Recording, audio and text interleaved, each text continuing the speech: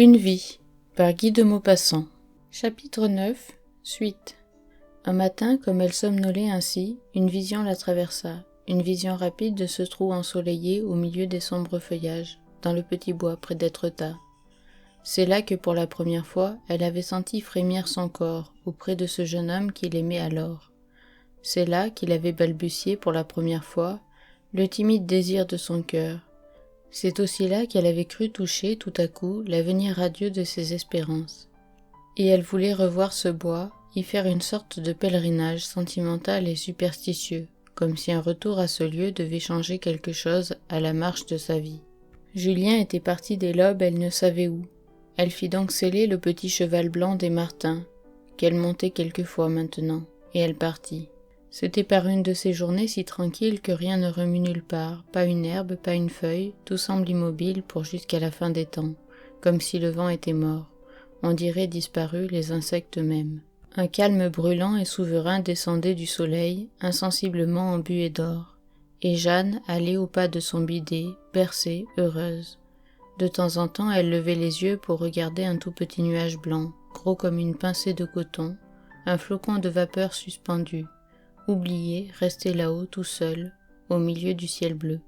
Elle descendit dans la vallée qui va se jeter à la mer, entre ces grandes arches de la falaise qu'on nomme les portes d'Étretat, et tout doucement elle gagna le bois.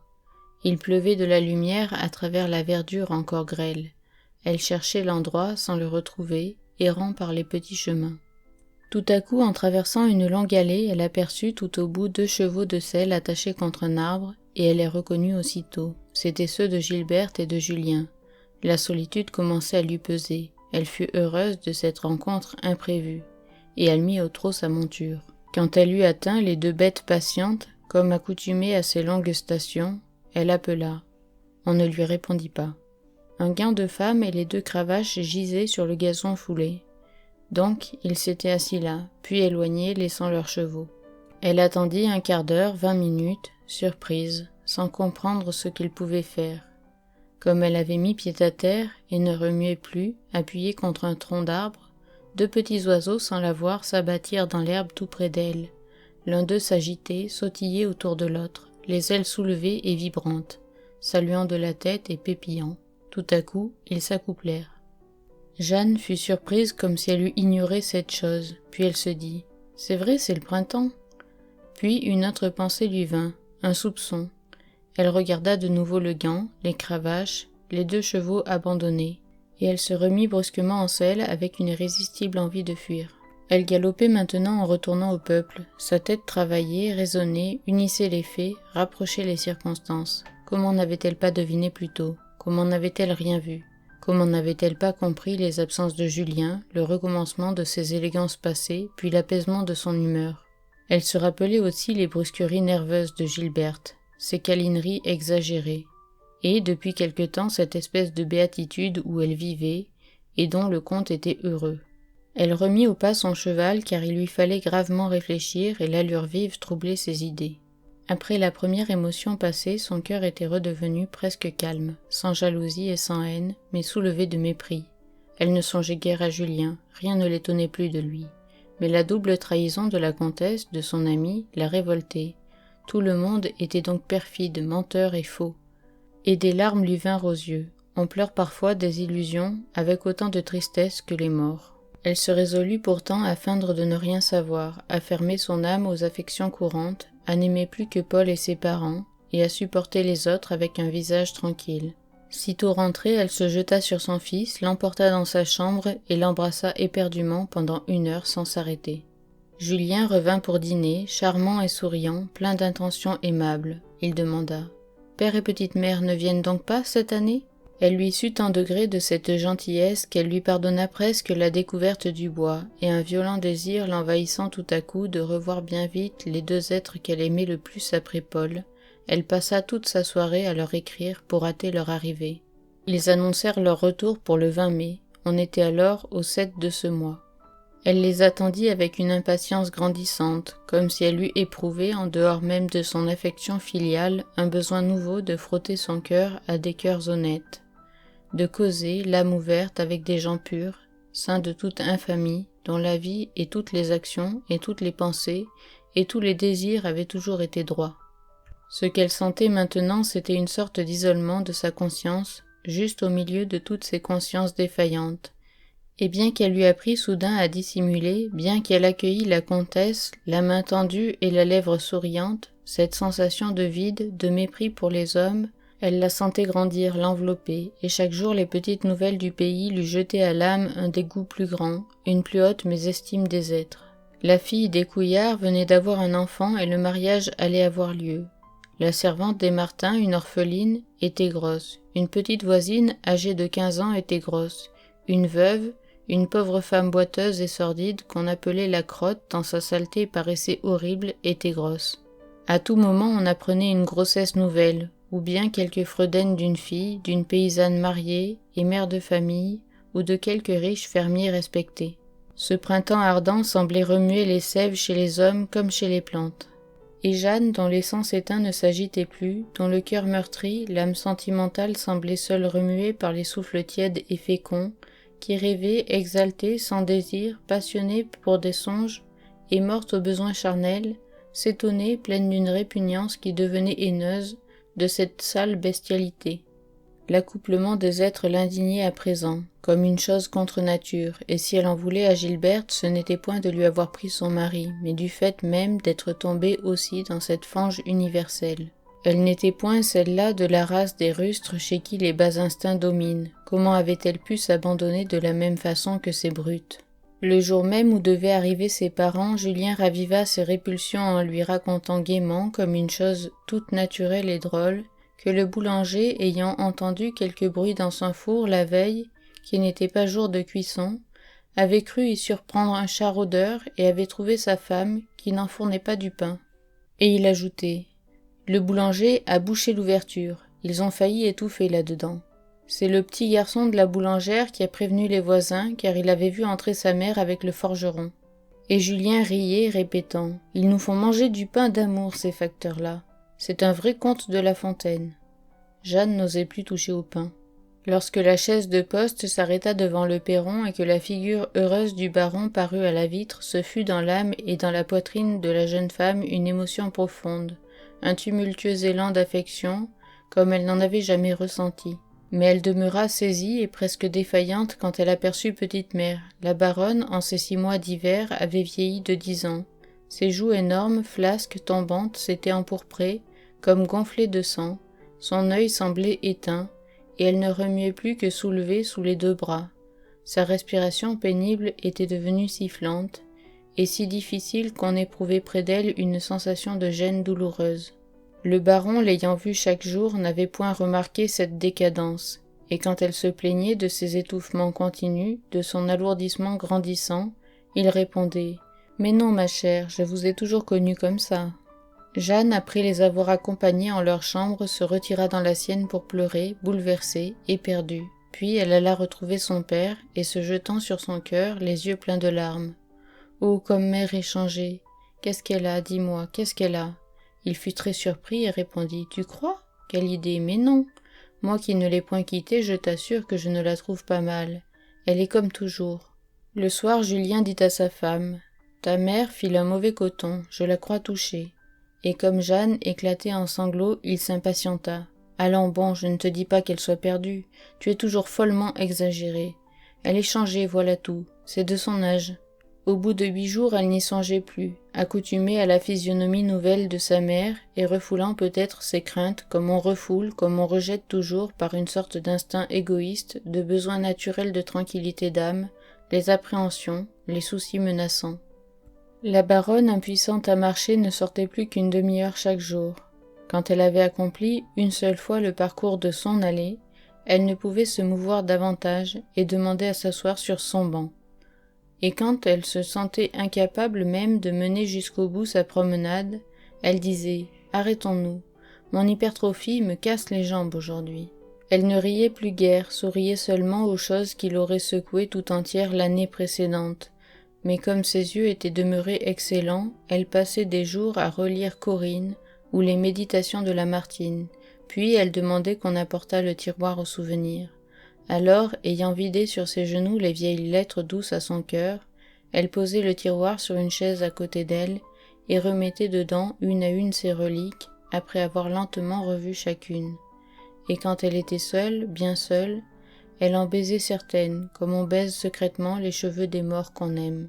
Quelquefois, Jeanne, entrant brusquement, la trouvait pleurant des larmes tristes. Elle s'écriait « Qu'as-tu, petite mère ?» Et la baronne, après un long soupir, répondait « Ce sont mes reliques qui m'ont fait ça.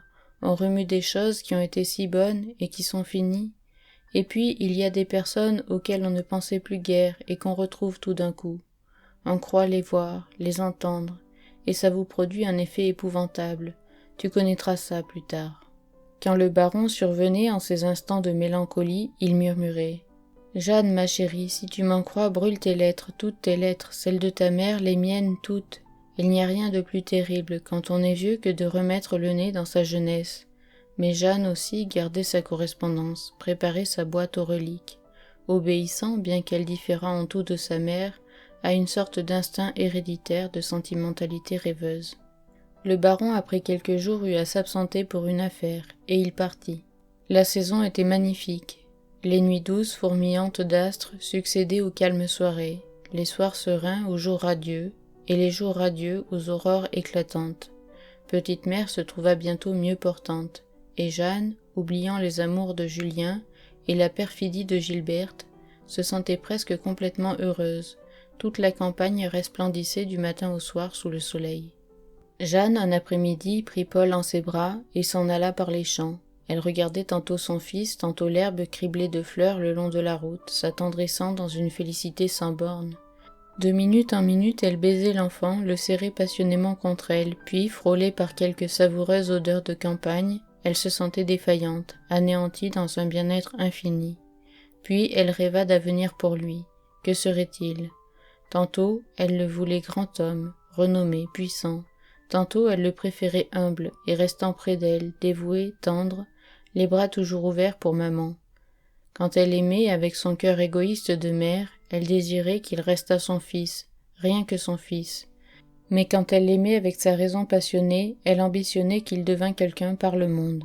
Elle s'assit au bord d'un fossé et se mit à le regarder. Il lui semblait qu'elle ne l'avait jamais vu.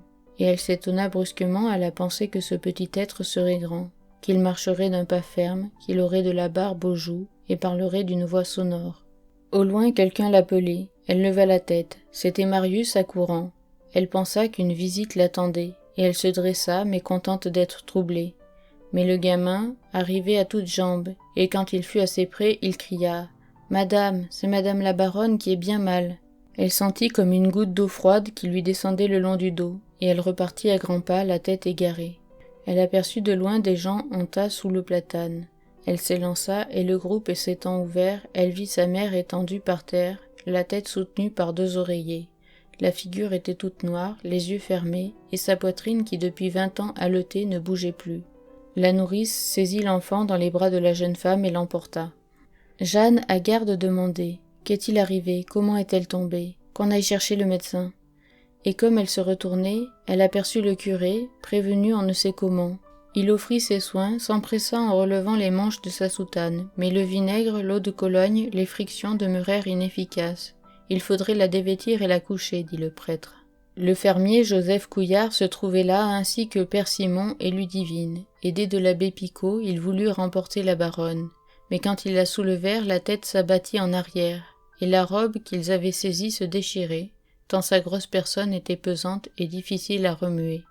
Alors Jeanne se mit à crier d'horreur. On reposa par terre le corps énorme et mou. Il fallut prendre un fauteuil du salon, et quand on l'eut assise dedans, on put enfin l'enlever. Pas à pas, ils gravirent le perron, puis l'escalier, et parvenus dans la chambre, la déposèrent sur le lit. Comme la cuisinière n'en finissait pas d'enlever ses vêtements, la veuve Dantu se trouvait là, juste à point, venue soudain, ainsi que le prêtre, comme s'ils avaient senti la mort, selon le mot des domestiques.